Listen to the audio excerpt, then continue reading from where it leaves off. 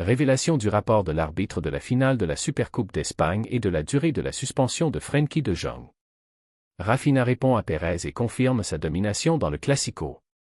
Laporta tranche l'avenir de Flick et de Ter Stegen et commente la situation d'Araujo au Barça. Commentaire inattendu de Messi sur la victoire du Barça en Supercoupe et sur ce qu'a fait Mbappé. Avant de commencer, n'oubliez pas de partager votre avis dans les commentaires. Selon vous, quel est le pourcentage de chances de victoire du Barça en finale? Et si vous êtes supporter du Barça, n'oubliez pas de vous abonner à la chaîne, de mettre un like et de partager. Révélation du rapport de l'arbitre de la finale de la Supercoupe d'Espagne et de la durée de la suspension de Frenkie de Jong. L'arbitre José Luis Minura Montero, qui a dirigé la finale de la Supercoupe d'Espagne entre le FC Barcelone et le Real Madrid, a dévoilé les détails de l'expulsion du milieu de terrain néerlandais Frenkie de Jong, joueur des Blaugrana. Le match s'est soldé par le sacre du Barça malgré l'infériorité numérique subie dans les dernières minutes après l'expulsion directe de Jong à la suite d'une intervention sur Kylian Mbappé. L'action s'est produite à la 90e minute, lorsque De Jong a tenté de récupérer le ballon face à Mbappé, mais a percuté le genou de l'attaquant français. L'arbitre n'a pas hésité à brandir le carton rouge direct, une décision confirmée par l'assistance vidéo à l'arbitrage, VAR, sans intervention pour la modifier. Texte du rapport arbitral de Minura Montero. Le quotidien espagnol Mundo Deportivo a indiqué que Minura Montero a expliqué dans son rapport officiel du match la raison de cette décision sévère, en écrivant. Le joueur a été expulsé pour le motif suivant, avoir effectué une intervention contre un adversaire en utilisant une force excessive lors de la lutte pour le ballon. Cette qualification juridique dans le rapport arbitral détermine la nature de la sanction qui sera infligée par la commission de compétition de la Fédération espagnole de football. La sanction attendue selon le règlement de la Fédération espagnole.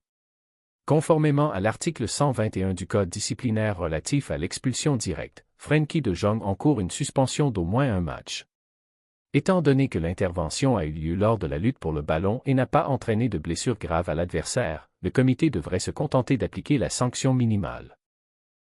Même si l'action est qualifiée de « jeu violent », selon l'article 30, la présence du ballon comme élément de l'action réduit la sanction à une fourchette allant d'1 à 3 matchs.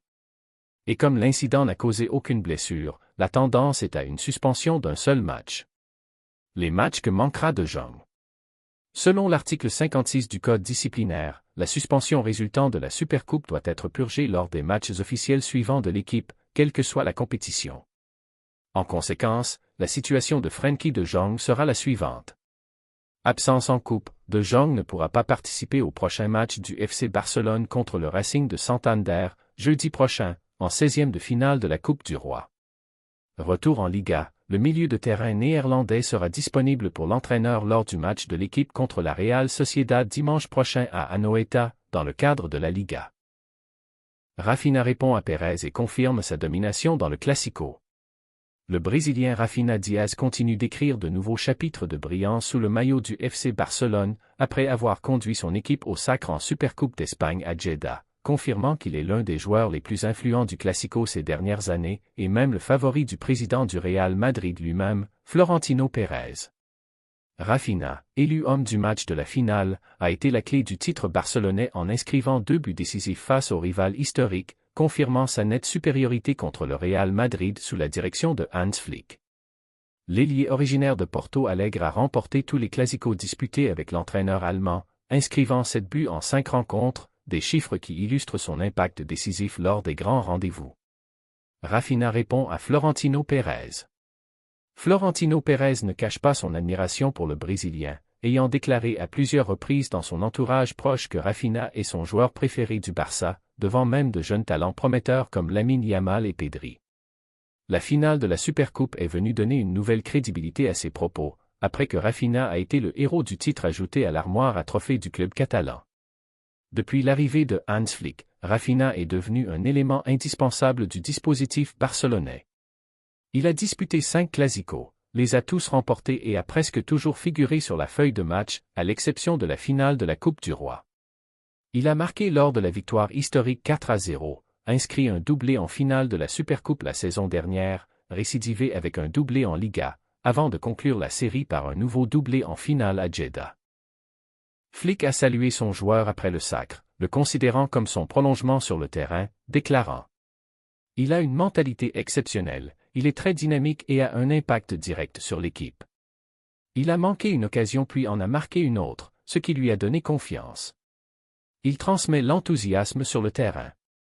La scène de la célébration a parfaitement illustré son statut au sein de l'équipe. Rafinha s'est tenu seul devant le banc, les poings serrés, avant que Flick ne s'approche pour l'enlacer et l'embrasser, une image résumant la relation de confiance entre l'entraîneur et son joueur. Le secret de la célébration de Rafinha avec les lunettes.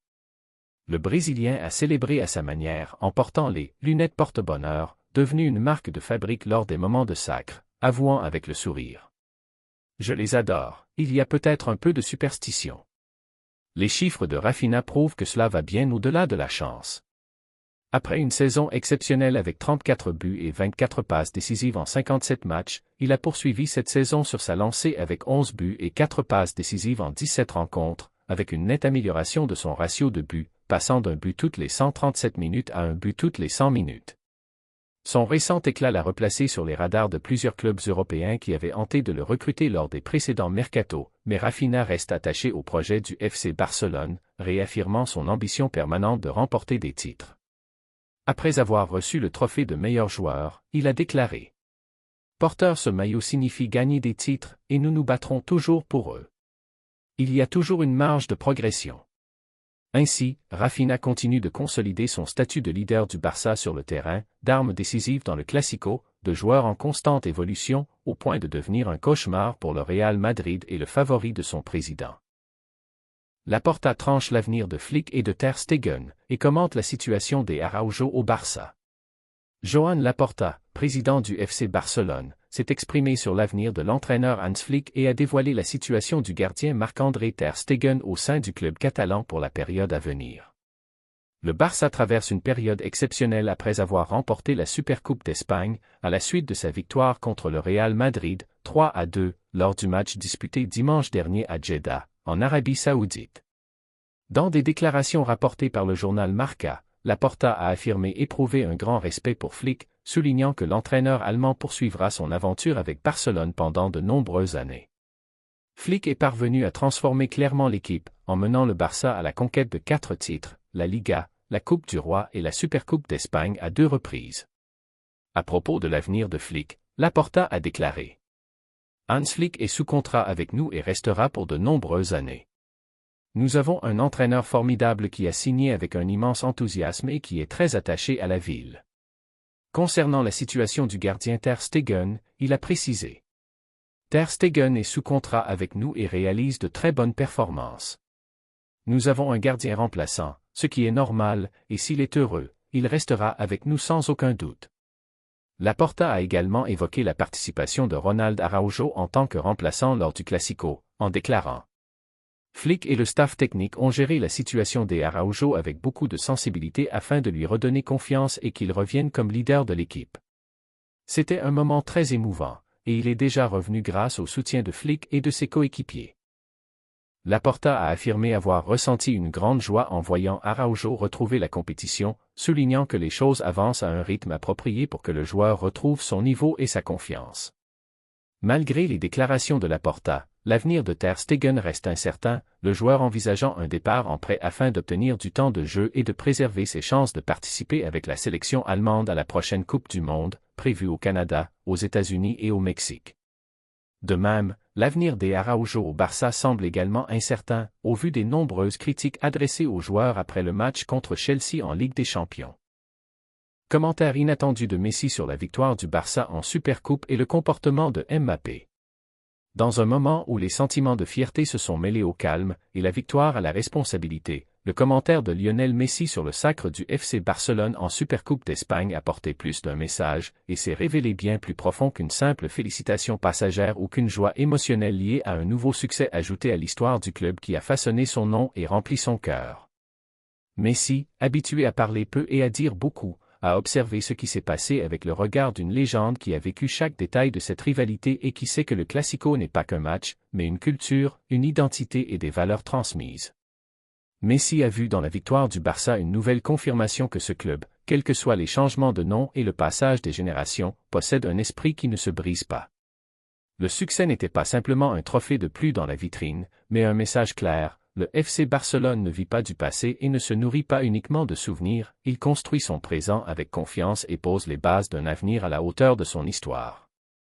Pour Messi, ce titre est le reflet d'un travail collectif, du respect de l'idée de jeu et de la conviction des joueurs que le maillot, à lui seul, porte la responsabilité de gagner avant tout nom individuel. Messi s'est longuement arrêté sur la signification d'une victoire dans les Clásicos, estimant qu'affronter le Real Madrid est toujours une épreuve mentale avant d'être un test purement technique.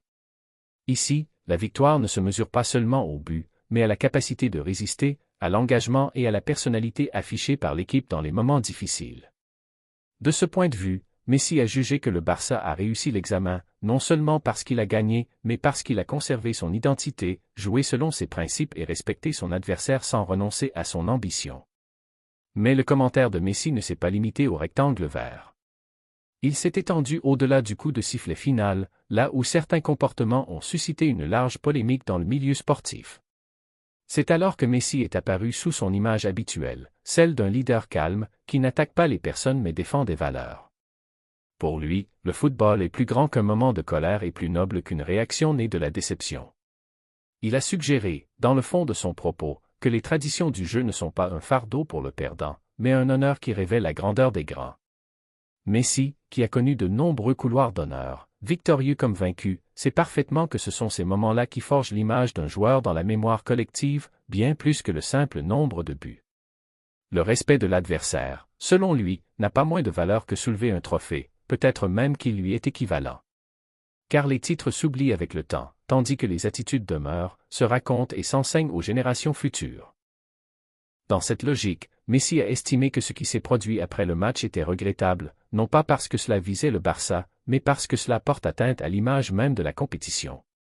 Le Classico, tel qu'il le conçoit, doit rester une rivalité noble, dont les résultats se décident sur le terrain et dont la page se tourne en dehors avec un esprit sportif digne de la grandeur des deux clubs.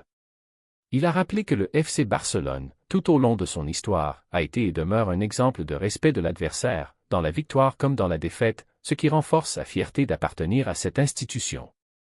Concernant l'attitude de Kylian Mbappé, Messi a abordé le sujet avec la mentalité d'un joueur qui a tout vécu.